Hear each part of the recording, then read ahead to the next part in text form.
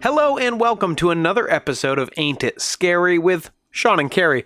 I'm the titular Sean. And I'm the very titular Carrie. And this show takes you inside the ooky, the spooky, the unbelievable, the unimaginable, the macabre, and the bizarre, and tries to find some answers and a few more adjectives. Yeah. Carrie, what do we got this week? What are we talking about? And why do you have that mischievous little smile on your face? Well, Sean, I'm going to start with a question, as I am wont to do. You are wont to do that. I am so wont to do that. Remember being little and finding comfort in a toy? Specifically, comfort. No, and you have in no way seen my childhood teddy bear. Many people, certainly not you. Or my figment dragon. Many people had dolls or stuffed animals that they were particularly attached to when they were children, and they would sleep with them at night and carry them around during the day. Mine, I called very originally Dolly. She was a doll. And after getting her as a gift when I was about 2 years old, she came with me everywhere. Mm-hmm. There was even a time or two that a hotel had to mail her back to my parents because I'd forgotten her while on vacation. She had been twisted up in the sheets, and then my parents were always in a rush to check out of a hotel. So, but she always found her way back to me. And I would have been heartbroken if I'd ever lost her for good, but somehow I just never did. So, Sean, she's looking a little threadbare, but well, still, what was your comfort toy as a kid? Like, if you had one? Well, there was Figment. Mm-hmm. Figment, I believe Figment originates in Epcot Center in Disney World. I believe so. Figment is from a ride about imagination that has now Eric Idle in it. He didn't used to be in it. Now, I mean, he did it a while ago, though. Oh, now this ride doesn't exist anymore. When it was redone, when I went back to Disney World and I was older, Eric Idle was somehow in it. Yes. And they had new animatronics that were still pretty old and stuff. But when I was a little child, the Figment ride enchanted me. He was a dragon who represented the power of imagination. Duh. And I had a little Figment that I dragged around everywhere that I went. That was your favorite? That was my favorite. I had a teddy bear named creatively Tad E. Bear. Oh. That I built at Basic Brown Bear Factory in San Diego. It was like a... oh, she's a basic brown bear. It was a proto... Yeah, really judgy on the bears. Super. It was a proto Build-A-Bear. Mm-hmm. No frills, just fucking bears. It was a slightly less shopping mall-y Build-A-Bear that existed back then when I was 8 years old. So I made myself a little teddy bear then. But Figment was really the reigning champ. Mm-hmm. Yeah. Yeah, so the concept of the comfort toy, like you had with Figment and I had with Dolly, and going back to that especially, the concept of a doll has been around for basically as long as we have historical evidence for people existing. The earliest dolls were made from whatever was available to our ancient ancestors, and this would be like clay, stone, wood, bone, wax, all different kinds of easy to gather materials. Sure, you'd make a little puppet. Archaeological evidence places dolls as the foremost candidate for the world's oldest known toy, with wooden paddle dolls being found in Egyptian tombs dating to as early as the 21st century BC. That is,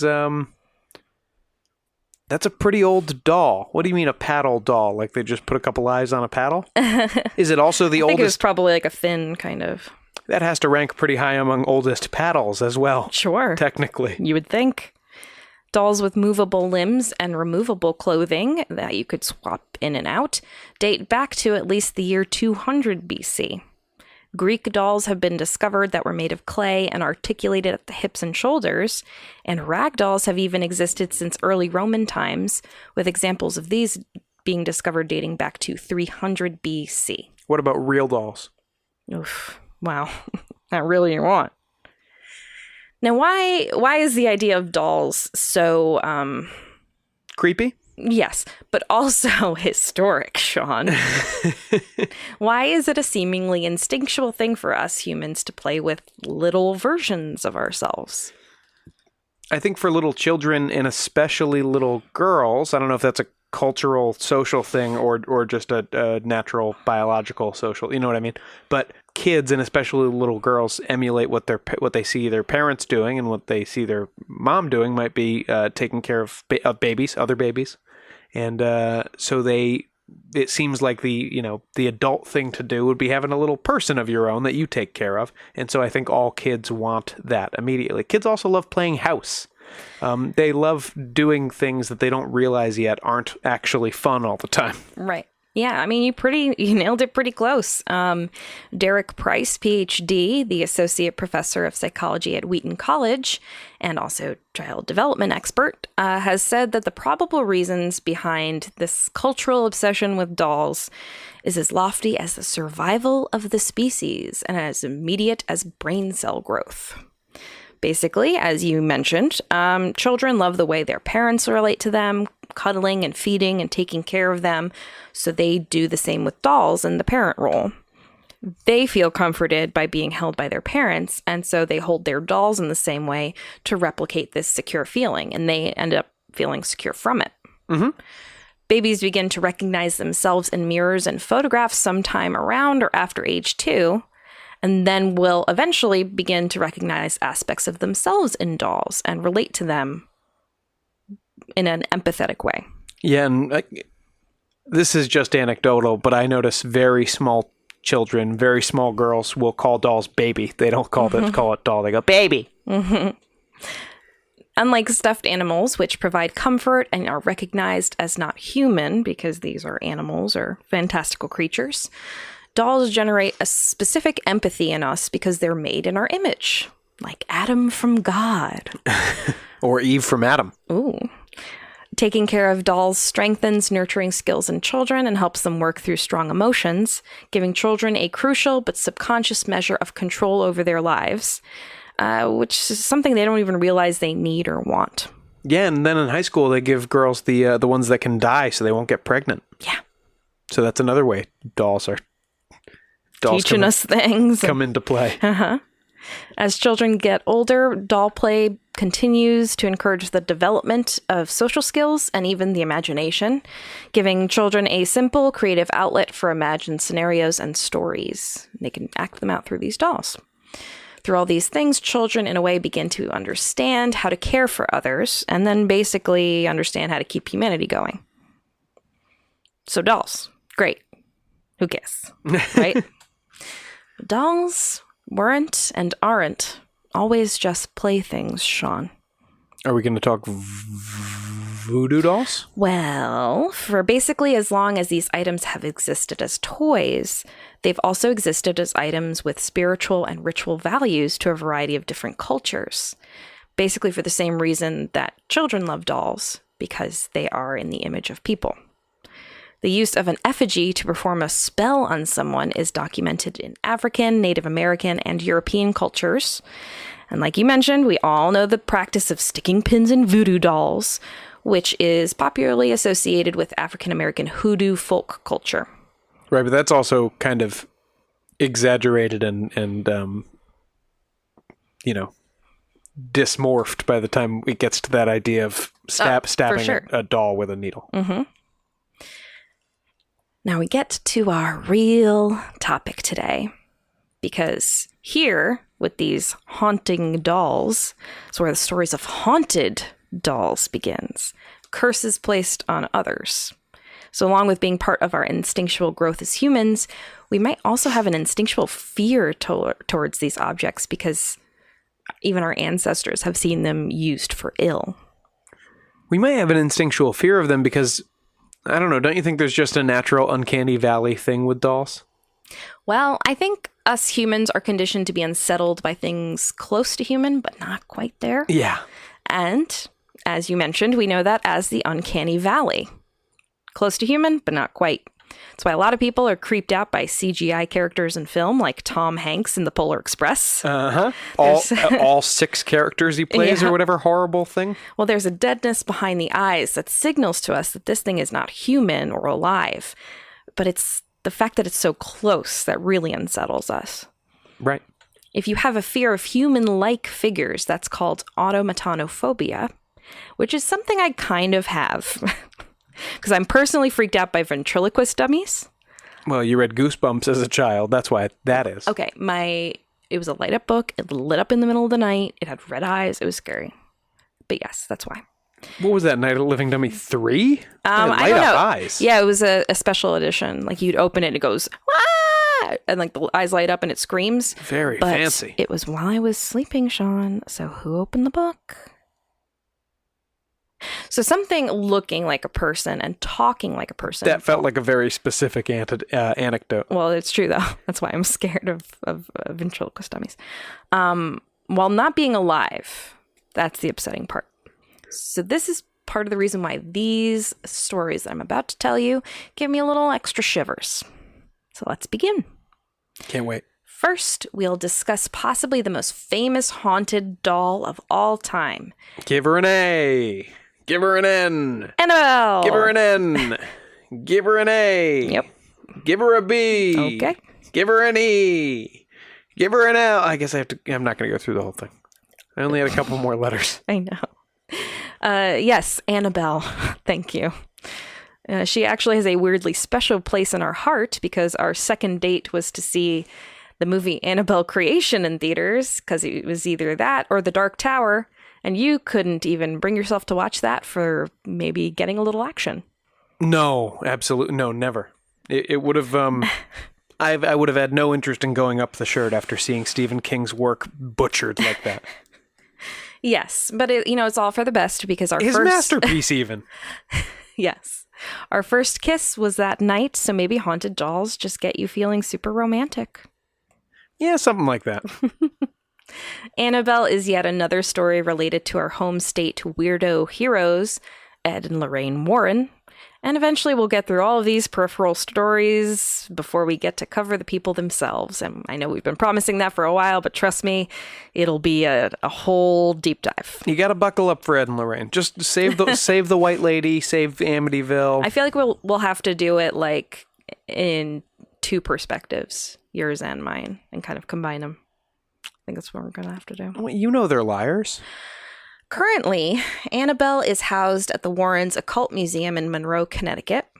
And since the Warrens have passed on, the museum is now cared for by Tony Spera, their son-in-law. Though you can't gain entry anymore. Tony Sparrow sounds like a birthday party magician. Spera. I stand corrected. He sounds like... An Italian? He sounds like a bar mitzvah magician. Oh, God. You can't gain entry to this museum anymore. It wasn't like a Jewish joke. He doesn't sound Jewish. He sounds Italian. The items are all still there, apparently, including Annabelle. So the story behind her. According to the Warrens, a nursing student gave them the doll in 1970. This is vaguely depicted in the opening scene of the film The Conjuring. This nursing student lived with another Hartford, Connecticut nurse and was gifted the doll by her mother earlier that year. So that's a weird gift to give someone who is a grown woman that has moved out of the house. Oh, a Raggedy Ann doll? Yeah. But maybe she liked dolls. I don't know. What year was this? People were weird in the 60s and 70s. 1970. Yeah. Yeah, people were weird. I don't know. Raggedy Ann was like a cultural icon. I guess. Soon after receiving this gift, weird occurrences began to happen around the apartment. Yeah, like people started giving her dolls as gifts. She would leave the doll sitting with legs uncrossed, go out, and come back home to find her legs crossed. That's a little too subtle to be eerie, if we're being honest. The girls... Look how cute I am. The girls discovered pieces of parchment paper with the words, "Help me," scribbled on it around the apartment, although no one they knew used parchment. Yeah, because they weren't in Victorian England. Yeah, but they don't know how they got who got the parchment. One morning, while the nurses were eating breakfast, Annabelle's arms raised to the table. So he went, And after this, one of them called a medium who held a seance in the apartment, because that'll help. And the medium reported sensing a spirit inside of the doll of a 6 or 7-year-old girl named Annabelle who was killed outside the apartment complex.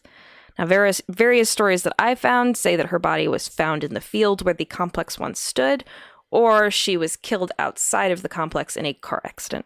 But dead child. Okay. Is there any, historical record backup for the dead kid? I didn't find it particularly. Yeah. After this revelation, the girls started treating the doll like a person. So one night, the fiance... This isn't going to make it worse at all. No. One night, the fiance of one of the nurses was sleeping on the couch with Annabelle apparently seated at the opposite end. And he woke up in a fright, reporting, "I just had the craziest nightmare. I had a dream that the doll was crawling up my leg and got to my neck and was trying to strangle me to death." He grabbed Annabelle and threw her across the room. She landed on the apartment floor. And then he shouted that she's nothing more than a Raggedy Ann doll. She can't hurt anybody. All right, who are you trying to convince, pal? Tony Spera says that as soon as the fiancé launched the doll, he provoked the demonic presence attached to it, causing 7 psychic wounds to appear on his body, 4 slash marks on his chest, and 3 on his stomach. The wounds appeared like claw marks on his flesh. This physical attack indicated to the girls that the spirit tied to the doll was far more sinister than any little 6-year-old. So they turned to an Episcopal priest for assistance, who directed them to the Warrens. After speaking to the witnesses, the Warrens came to the conclusion that the doll was not possessed by a spirit, but rather a demon, reasoning that spirits did not possess inanimate objects, only people. I thought you said the Warrens were in big with the Catholic Church. They're all about priests. What self-respecting Episcopal is sending This guy. So this inhuman spirit was not looking to stay attached to the doll, but rather wanted to move on to a human host. The Warrens felt it appropriate that an exorcism blessing by the Episcopal priest would be done to cleanse the apartment, filling the home with, as Ed stated, the power of the positive and of God. Yeah.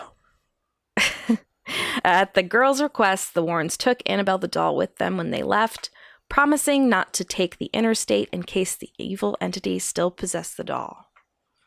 Apparently, she caused accidents and things like that. Uh-huh. Well, and then they had a nice little trophy. During the car ride home, the car swerved and stalled at every turn, with the power stealing and brakes failing. Multiple times, the car came close to crashing into another car, until Ed reached into his bag in the back seat and produced a vial of holy water. He made the sign of the cross over the doll with the holy water, and the Warrens were able to arrive safely at home. God, you know what the most amazing thing about the Warrens is? Is that all of the truly, like, the craziest stuff they witness when it's just the two of them. So that must be really scary for them. It must be, Sean. Like, remember with the poltergeist, the Lindley Street poltergeist, that manifestation of the creature with the horns, the black creature with the horns in the basement. Scary stuff. You know, only Ed and Lorraine got to see that. So it's it must be quite a burden. Yeah. Originally, after they brought the doll into their home, it was stationed in a chair where it would levitate and fall repeatedly. Then the Warrens began to find it in different rooms of the house where they hadn't left it. If they left the doll locked in the outer office building, they would return to the house to find it sitting upstairs in Ed's easy chair. Kick back, relax, brewski. Sure. Well, that's my question. Was it drinking his beer? Always. Yeah. Big bush girl. This is just a story Ed invented to hide his drinking from Lorraine. It also apparently showed hatred toward any clergy that entered the house. A Father Jason Bradford showed disrespect toward the doll, and upon arriving home a few hours later, called Lorraine to say that his brakes had failed as he had entered a busy intersection and his car was totaled. So his accident was near fatal. The Warrens at this point had Annabelle's case made. And they had her number. They knew what was up. They had a case made of glass and wood, inscribed with both the Lord's Prayer and St. Michael's Prayer. Well, sure. If you're going to charge money to see the thing, you've got to pretty it up a little bit. Yeah, with a sign on the front that said, "Positively do not open." Boo. Exactly. It's scary. Ed would periodically say a binding prayer over the case, but that didn't always contain Annabelle's wrath. And this is documented in newspapers of the time. A young man visiting the occult museum defiantly went up to Annabelle's case and challenged the doll to give him scratches like she'd given the others. The man and his girlfriend were laughing on his motorcycle on the way home when the man lost control and drove into a tree, dying instantly. The girlfriend survived, but was hospitalized for over the year. When asked what happened, she said that they had been mocking the doll when her boyfriend suddenly lost control of the bike and crashed. So, just to be clear, no scratches then? I mean, I'm sure there were scratches involved. There were also worse wounds involved, yeah. Speaking of mocking the doll, we luckily have 3 different Ghost Adventures episodes in which our boys taunt the very haunted dolls we're discussing today. Of course we do. Mm-hmm. So did they, of course, they've spent some time with Annabelle then.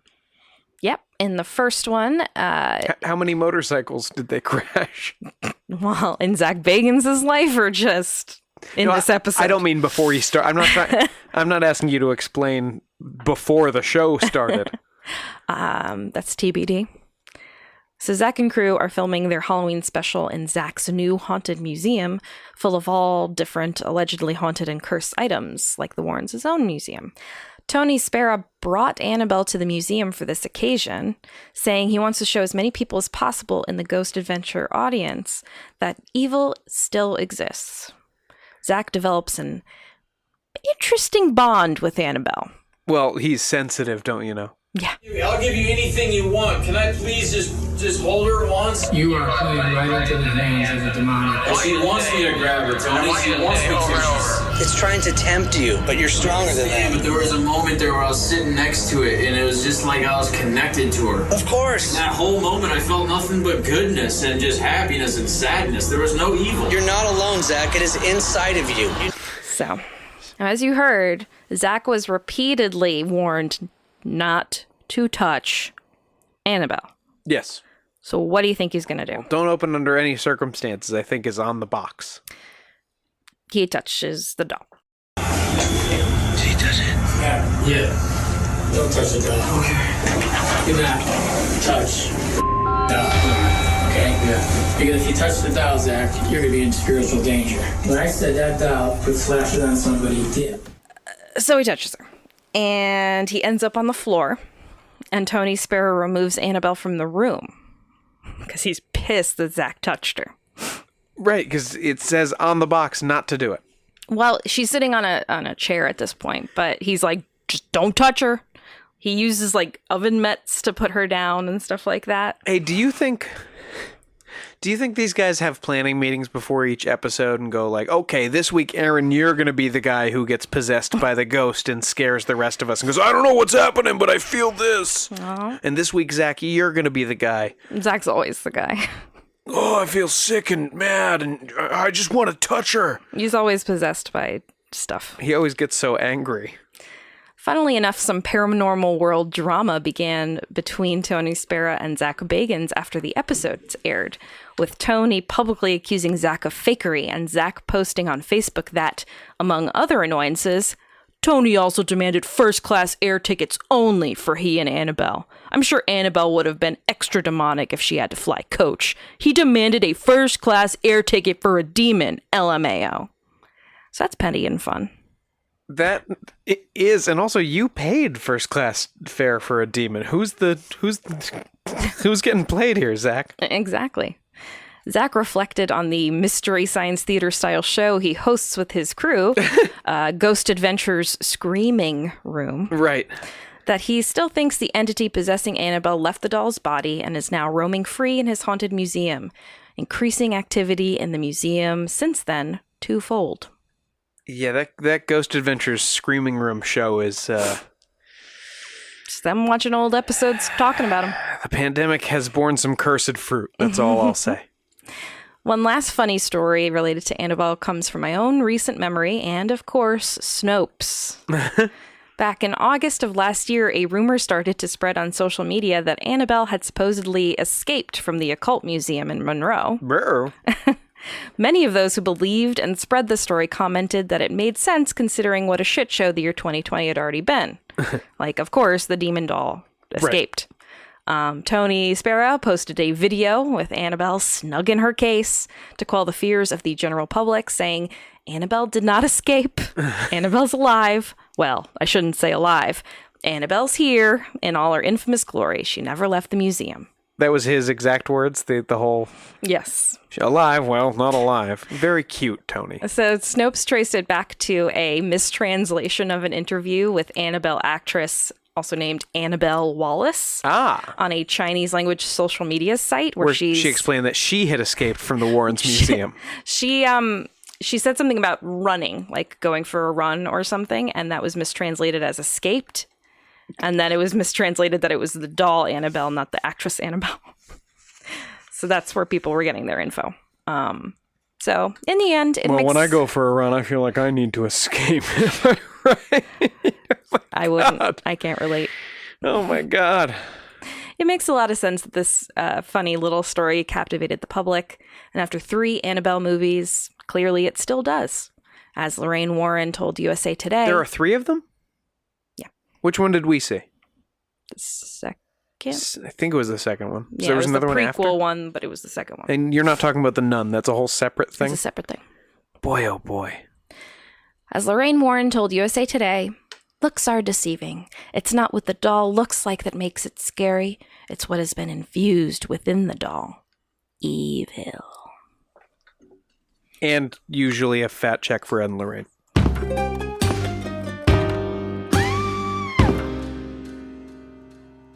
This podcast is sponsored by BetterHelp.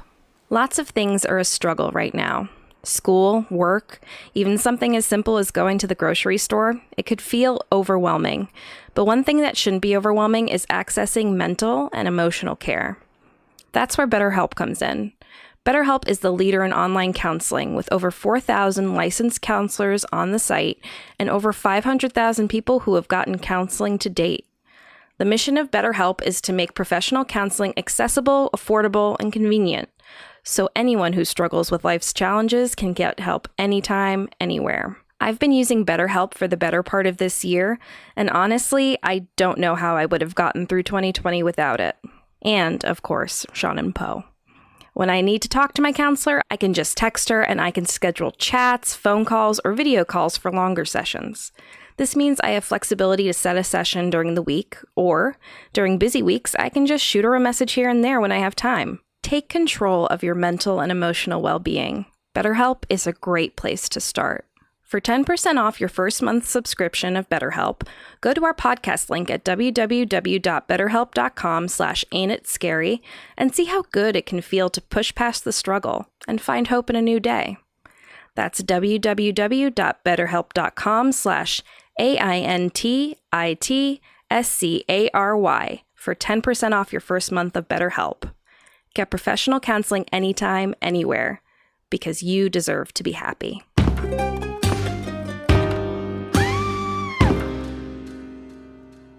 Welcome back. We are talking about demonic dolls, petrifying playthings, scary Stuffies. And Carrie, we covered the heaviest hitter in the first half of this podcast with Annabelle. What do we got next? Well, she might be the most famous, but I encourage our listeners to first go look up a picture of Robert the doll before we get into this next story. Don't care for the name. Because it's important context. So just add to that, this thing is creepy. It looks like it just crawled out of your basement to kill you in your sleep. Yep, once again, this looks like a doll that was made by that lady who touched up the Jesus painting in Spain. Mm-hmm. It's creepy. It's definitely eerie looking. The sailor suit doesn't help. No, just makes it worse. Also, maybe the worst part is how pristine. The sailor suit is pristine. The doll itself looks like it's been eaten by worms. Mm-hmm. So maybe it's the sailor suit that's haunted. Yeah, could be. Also, the book cover for The Curse of Robert. Not great. Well, this story begins with a boy. Robert Eugene Otto was born to a prominent family in Key West, Florida. Good old Key West from our Count von Cosel and his Mummy Bride episode. Yes. It's a strange place already. We know that. A great lover of women, Count von Cosel. Woman. He was born to this ex-woman. Still a woman, technically. In the year 1900. When he was young, around 1904 to 1908, not quite sure, Otto was given a doll as a gift. Now, there are disputes as to the actual origin of the doll. The favorite story seems to be that the family's maid gave him this strange straw-filled doll, maybe for his birthday. But others say that Otto's grandfather purchased the doll in Germany for him, and it was manufactured by the Stoif company, I think it's Stoif, which also helped create the classic teddy bear that we know and love. And it's full of straw, you say? Yep. What kind of fabric is its face made of? Because it's, again... Just the devil. Full of weird acne holes, like doll knee. Yeah, it's almost like cork. I don't know. So these two origin stories are actually very interesting. The first goes into detail that the Otto family mistreated the servants and maids that cared... You're going to say mistreated the doll. Well, It's like, why? hold on.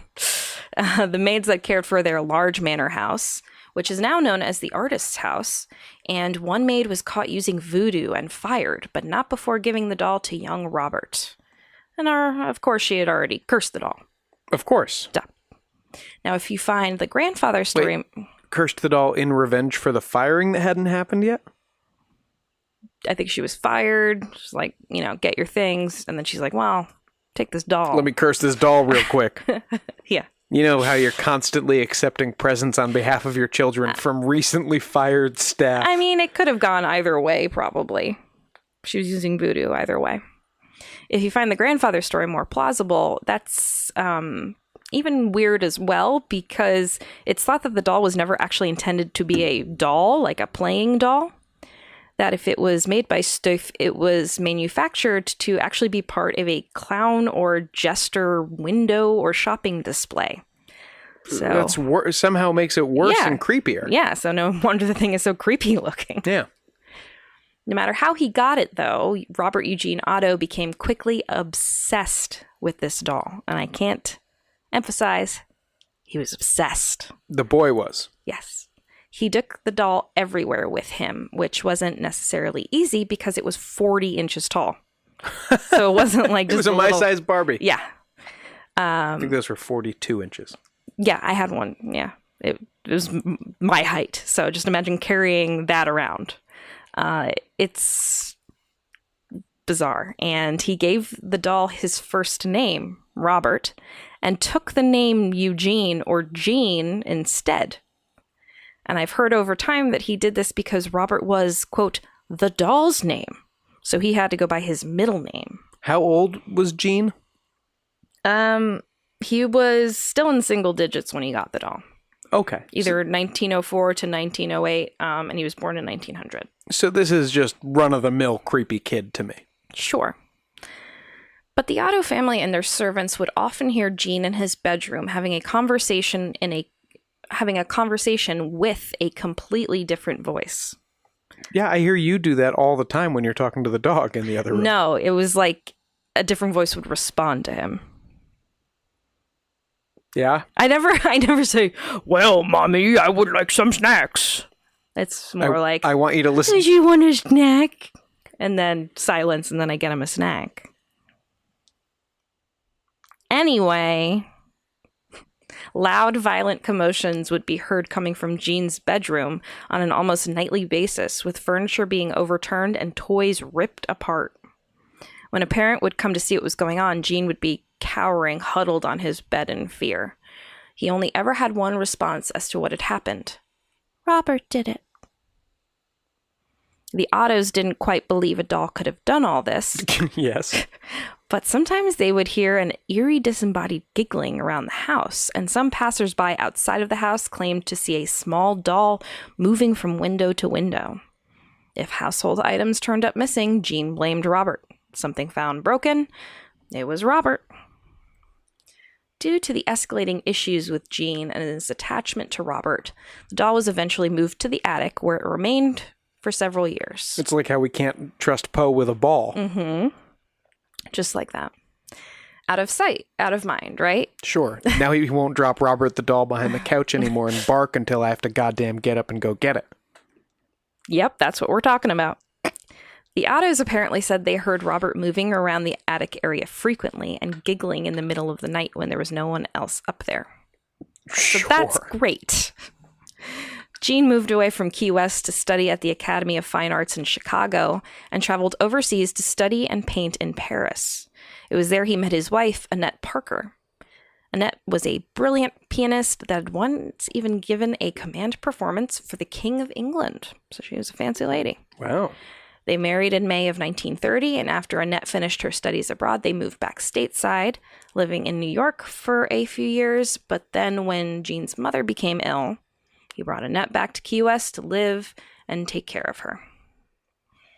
Now, both of Jean's parents eventually passed on, and Jean inherited the house. And at this point, he rediscovered Robert squirreled away in the attic. With Robert re-entering the picture, Jean's seemingly normal life of art and family turned upside down. What? Annette hated Robert. Yeah, of course she did. He's horrible. Guys, listeners, go online and Google he looks like Robert a the doll. potato as a doll. Like, it's creepy. He's horrible. It looks like a But wait, let's not disparage Robert too much for reasons I'll go into. A potato and a chimpanzee had a love affair. Let's not disparage him too much for reasons I'll go into. He's also holding a creepy dog. Go ahead. She found the doll creepy and tried to banish it back to the attic, but Robert didn't take kindly to this because Jean said he requested the turret room of the house so he could have a room with a view of the street. Her adult husband told her this? Yes. School children and almost anyone walking past the property would say that they often saw the doll disappear from sight before appearing again before their eyes. Oh, so she went along with this. I don't think she had a choice. Many people avoided the house entirely so they could avoid seeing Robert. Jean ended up spending most of... And when they see the doll appearing and disappearing in the window, there is a grown man behind that window holding it up and going... Well, they didn't see the grown man. No, I know, but he's behind the windowsill. This, allegedly. In his short pants. Jean ended up spending most of his time in the turret room with Robert, painting and talking to the doll until his death in 1974, with, of course, Robert by his side. Anne later said, in the months preceding his death and as his health failed, he spent most of his time talking to Robert. After Jean's death, Anne immediately moved out of the house, and it was soon purchased by a Myrtle Reuter, not related to our friend Tara, I don't think. Is she related to our friend Roto? Myrtle rebranded it as the artist's house and basically just gave a nod to Jean's talents and local popularity. She didn't like the ring of the creepy doll guy's house? Well, she might not have realized that the house came with Robert, too, because Anne wanted nothing to do with it and left him in the attic when she sold the house. Robert apparently was still up to his old tricks even after Jean's death, because people would hear little footsteps coming from the attic room above. Oh, no. A plumber reported hearing giggling and turned to find the doll had moved across the room on its own. A Solaris Hill journalist named Malcolm Ross visited the house and said, quote, "It was like a metal bar running down my back. At first, when we walked through the door, the look on his face was like a little boy being punished. It was as if he was asking himself, who are these people in my room and what are they going to do to me?" Later, Ross noticed a change in the doll's expression. This guy has an erotic fascination with this doll. What are you going to do to me, Daddy? He said the doll's expression changed to disdain. After this... What aren't you going to do to me, Daddy? After this, he knew, quote, there was some kind of intelligence there. The doll was listening to us. By the way, Robert isn't the only thing lurking around the artist's house either. Annette Parker Otto's spirit apparently haunts the home to this day, which is now a guest house that you can stay in Old Town Key West. Yes. Mm-hmm. Annette is thought to be the resident spirit of, surprisingly, the turret room. Perhaps her hatred of Robert and constant attempts to get between him and Jean and kick him out of the house cursed her to spend eternity stuck in his domain. Yeah, perhaps. So are you telling me these between this and Count von Cosel, you're just trying to get me to book a Key West vacation? Oh, for sure. Is that it? And the Ernest Hemingway house is extremely haunted by Ernest Hemingway. It's a crazy place. So Myrtle Reuter brought Robert along when she moved out 6 years later. So she liked him, I guess.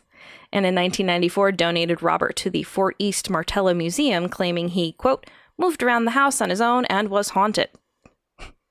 Myrtle died just a few months later, but Robert's activity at the museum continued. Staff at the museum noticed once Robert was put on display that cameras and electronic devices would malfunction in his presence. Apparently, Robert doesn't appreciate when tourists take pictures of him without his permission. And people who disregard this rule or disrespect Robert soon experience misfortune, which is why I think we should say he's very handsome and cute. Oh my gosh. He is. That must be why there's not hundreds of thousands of pictures of him on a Google image search. And much like Annabelle, this misfortune occurs in the form of traffic accidents a lot of the time. Not long after he became an exhibit, letters began arriving from previous visitors apologizing to the doll for their disrespectful behavior and begging forgiveness. You can even find news clippings about the people's reported experiences, like one titled, "Woman Blames Fight on Robert the Doll" in the Key West Citizen. Hey, people have been blaming things on Robert the Doll for Robert the Doll's whole life. These letters are posted all around Robert's exhibit, and it takes up the whole back wall of the exhibit room behind the glass box he's contained in, which apparently he can exit by himself when the museum is closed for the night. What? Some people even leave offerings for Robert, asking for forgiveness, or maybe to even get a jump on a possible curse. These offerings have included mints, sweets, money, and occasionally marijuana joints. He's a child. It's completely inappropriate, says Corey Convertito, the museum curator. We are still a museum. Corey's a fucking bummer, dude. And by the way, his creepy outfit is one of Jean's childhood sailor suits. Oh, so worse. It makes it worse, yeah. There are many ghostly stories about Robert since his time began at the museum. A few years ago, David L. Sloan says, a woman on a trolley tour to the museum had had a few drinks and was being disrespectful towards Robert. The doll proceeded to throw his lion stuffy at the wall of the case toward the woman, and the whole tour group apparently saw it. That's supposed to be a lion? I guess. It looks like a deranged corgi. Well, some claim Robert's gaze follows them around the room when they visit his exhibit, with him either moving just his eyes or even his whole head. Oh, bull ploppy. His eyes are black circles. Bonnie Randolph, in an interview with Zach Bagans, told of being party to another tourist mocking Robert and taking a picture of the doll without asking. In the week following the disrespectful incident, Bonnie was involved in 2 different car accidents and broke her neck falling down a set of stairs. Bonnie sounds clumsy. I've seen it. Look how casual he is. Yeah, he's chilling. Putting his feet up. As David L. Sloan said, there's no denying the experience these people are having. So Robert's having an effect on them. Whether it's a psychological effect or a ghostly effect, I'm not the one to say. I know the encounters I've had, and I have no doubt in my mind that he's real. Robert himself inspired the Child's Play movie franchise, which is possibly his longest-lasting legacy. And that in turn inspired Night of the Living Dummy, which in turn inspired Caroline to be afraid of dolls. And the end. We're done. Robert also more directly inspired another horror film series, which started with the film Robert in 2015 and continued with one film a year through 2019. The Curse of Robert the Doll, The Toy Maker, Revenge of Robert the Doll, and Robert Reborn. Sorry, the first film was called Robert and the sequel was called The Curse of Robert the Doll? Yeah. I don't know, guys. Regressive titling. The trailers look pretty redonkulous, and I hope we can watch the movies for a Patreon watch-along because they look absurd. That would be fun. We still got to get to these Hellraiser joints, but yes. I mean, visually, I actually find the real Robert the Doll creepier than the scary movie version. It would be hard to improve upon this design, truly. But even the Raggedy Ann version of Annabelle is creepier than the Conjuring version, which is like very purposefully creepy. Yeah, but Raggedy Ann is copyrighted. That's why they had to do that, yeah. I doubt this horrible thing. No. The blankness of Robert's expression allows us to project all sorts of things onto it. And it's this expression or lack thereof that's the greatest reminder that this is not something living or human. I wonder if Jean was projecting anything onto it. You think? Projecting much? Robert's even become... No, I mean like his own urine and feces. Ew. Ew. He was just a maniac. Ugh. Robert's even become a bit of a social media influencer with verified YouTubers like Jessie V making videos like, I hope you never meet Robert the doll. So, What kind of endorsements he getting? Audible. Listen with audibletrial.com/ain't it scary. Audible. I don't have ears. He just does unboxing of children's skulls and stuff. Yes. He also starred in the first episode of the Ghost Adventures spin-off show, Deadly Possessions, which I think has a double meaning, Sean. So. Oh, because like a thing you own. Mm-hmm. On this show, Zach has Corey, the museum curator, visit his haunted museum with Robert in tow. So Deadly Possessions is a weird show. In this segment, an old man named Theodore wearing a full formal suit and top hat pops in, giving the impression he's some sort of elderly butler of the museum. He then introduces himself to Corey, and why don't you guys take a listen? It's Can I help you, Theodore? It's for you, sir. Okay. Hello. Hello. I'm Theodore. Nice to meet you, Theodore. Hi. Corey. Hello. Theodore, don't. What Theodore just did is very serious. Get it there! Get it off there! To explain, what Theodore just did is very serious. I remember watching this with my dad when it first aired, and we were both like, what? What is Theodore's deal? I don't know. He goes to shake the doll's hand, and then he screams and runs away. As you do. Since those of you who didn't get to see that, Theodore, and by the way, his name is not Theodore, it's Theodore. It's Sure. Emphasis on that last syllable. Theodore comes in and shakes the caretaker's hand, then goes to shake the doll's hand. As you do, Sean, you don't want to be rude. And is so alarmed by the sight of Robert that he makes, this sound. Hello. And then he sprints from the room. Zach then turns and says, apologetically, what he just did is very serious. No, what Theodore just did was very serious.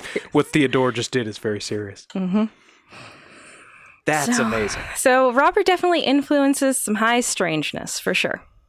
I think that show existing is the true high strangeness. That's wild. Yeah, you get high and then you watch some strangeness. You have to. For now, Robert remains the hottest attraction at the Fort East Martello Museum, wearing his little sailor suit and waiting to curse you. So go visit if you like, and disrespect him if you dare. The last doll we'll visit is... By the way, if you don't want to be disrespected, maybe think about a wardrobe change there, Robert. Facelift. The sailor suit isn't... I'm not going to tear him apart for his skin condition. The last doll we'll visit is not just one doll. It is a whole island full. Well, this is cheating. Come on. To wrap up, we're going to visit Island de las Muñecas, or the Island of the Dolls. The Island of the Dolls is located in the channels of Xochimilco South. What's the word for dolls? The channels of Muñecas. Muñeca. The channels of Xochimilco south of the center of Mexico City. Visitors to the island can find various dolls of different styles and colors all over the island, especially hanging throughout the trees. Like by the neck? Like by straps and ropes and things like that. Like Barbie dolls from the back of a truck? All different kinds. All different kinds. These dolls were originally placed by the former owner of the island, Don Julian Santana Barrera. Apparently in the 1950s, Barrera found a young girl drowned in mysterious circumstances and was too late to save her life. Natalie Wood? A while later, Barrera saw a floating doll near the canals and reasoned that this likely belonged to the deceased girl. He picked the doll up and hung it from a tree as a way of showing respect and support to the spirit of the girl. The girl's spirit haunted him, and he kept hanging more and more dolls from the trees in an attempt to appease her spirit. But then he realized too late that the dolls were becoming possessed by the spirits of other dead girls. What? Yeah. 50 years after this, Barrera was found dead, having drowned in the same spot the little girl he couldn't save had. Some, including Barrera's estranged family... Estranged? Mm-hmm. Questioned whether the drowned girl ever existed in the first place. But one thing was certainly true, Barrera devoted the rest of his life to her memory, real or not. Oh, it's like the Tonka truck tree. Just like that. Very simple, because the Tonka truck drowned down in Wilton, Connecticut. And so there's somebody put Tonka trucks all over a tree in its honor. Sure. Nowadays, the island, which is more like a floating garden covered in water lilies, has become a tourist destination for those appreciating natural beauty and, well, hauntings.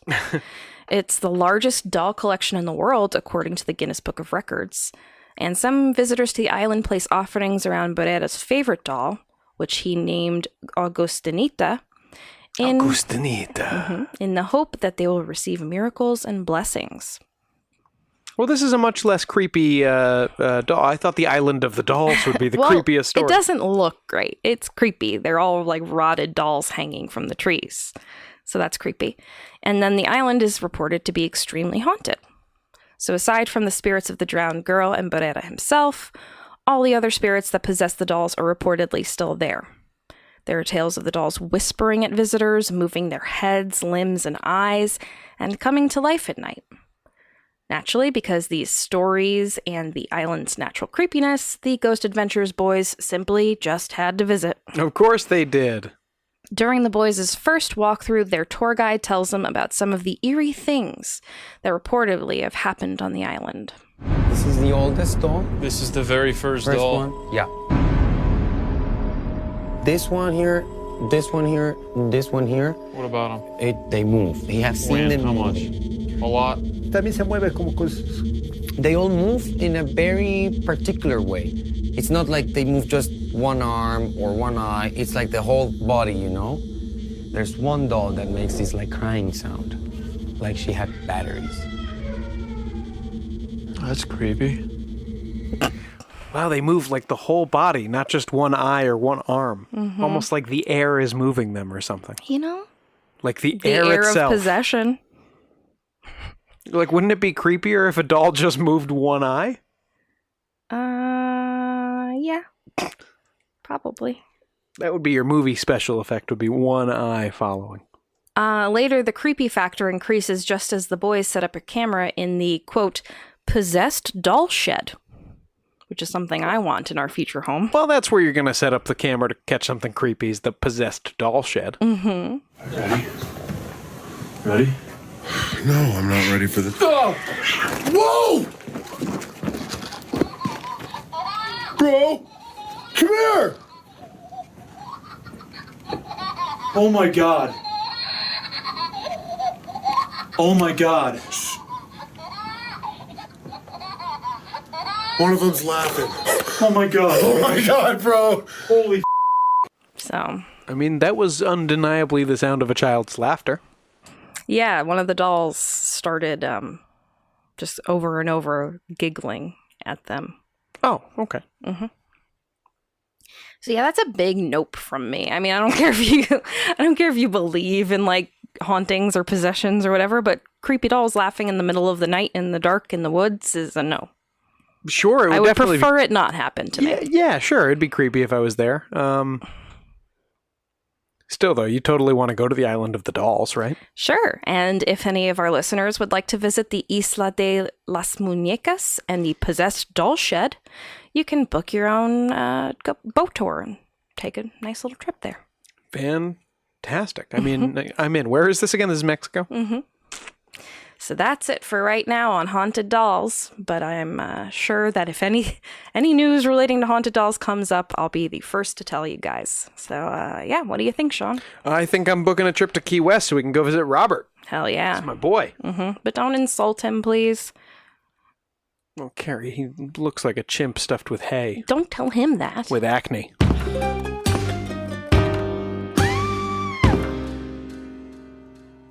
Want to treat your pup to something special?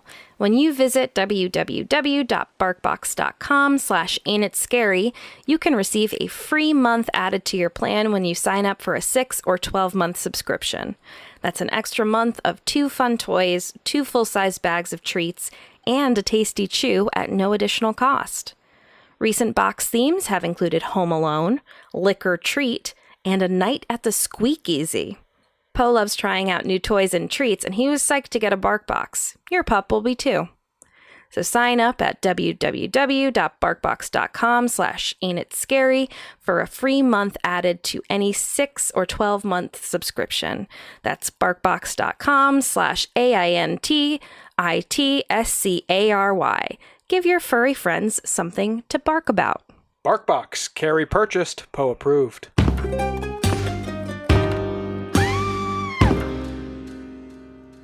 We're heading back to our favorite place, the Bizarre Bazaar.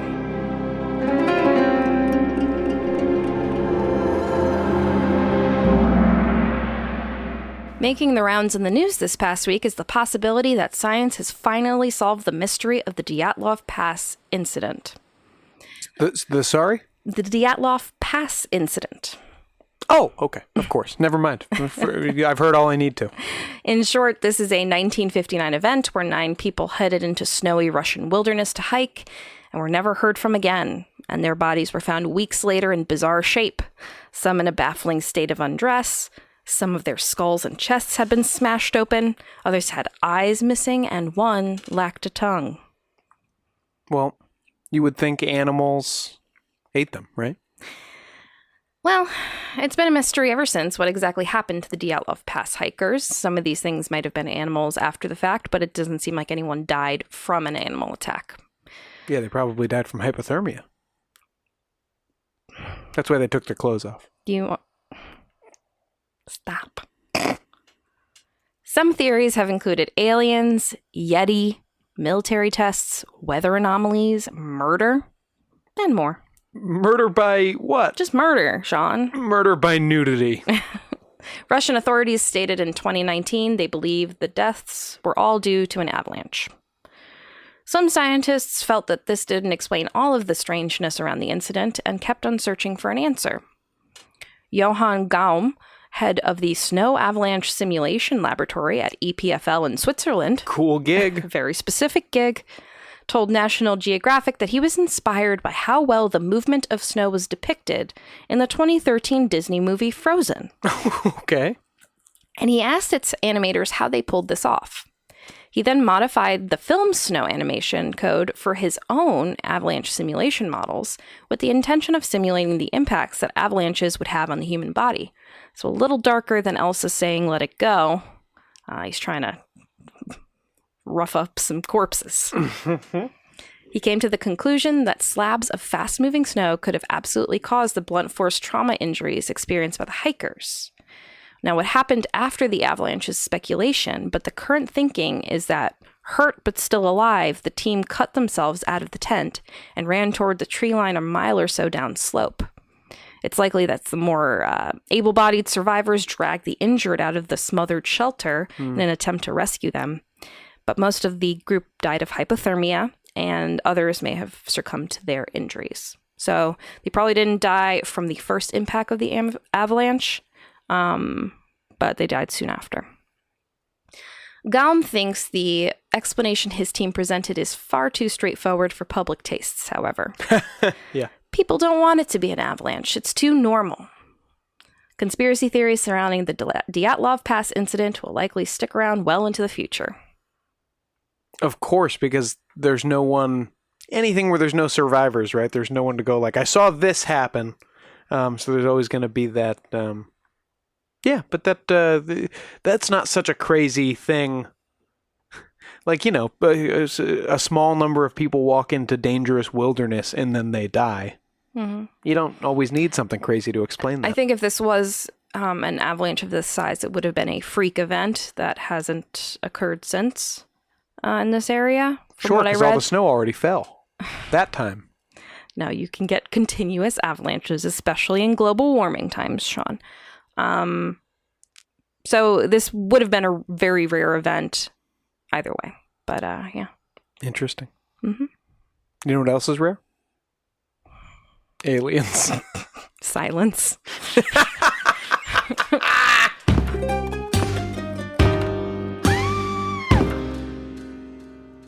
That's it for this episode of Ain't It Scary with Sean and Carrie. Like us on Facebook and follow us on Twitter and Instagram at Ain't It Scary, and check out our website at ain'titscary.com. You can support the show by supporting our sponsors and becoming a patron at www.patreon.com/ain'titscary. And please subscribe to the show and throw us a 5-star review on Apple Podcasts. We'll be forever grateful. Show created by Sean and Carrie McCabe. Music by Kyle Ryan, including that brand new bizarre sting you heard in this episode. You can find Kyle over on his YouTube channel. Music is a Verb. He does lots of cool music-related stuff over there. This has been a production of Longboy Media.